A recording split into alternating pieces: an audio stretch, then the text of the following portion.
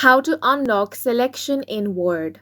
Hi guys, welcome to our channel. Let's begin. First of all, open MS Word in your laptop or PC. Now on this document, I'm not able to edit it because it says selection is locked. So if you want to unlock it, then you want to click on the file option. Here click on info. Now under protect document dropdown, you will have a couple of options. If you have enabled mark as final option, then you won't be able to edit your document. So in order to edit it, you simply want to click on mark as final again. Now you want to check if the selection has been unlocked. If it is still not unlocked, then the next thing you can do over here is click on the restrict editing option. If you have enabled restrict editing, click on it again to disable that.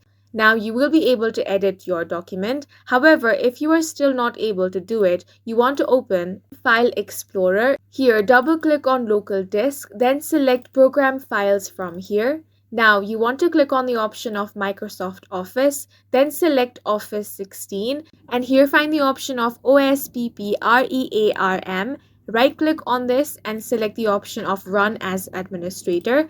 After this, you want to open your Word document and then the selection will be unlocked. And that's it for this video. If you found it helpful, please make sure to hit the like button and subscribe for more videos like this.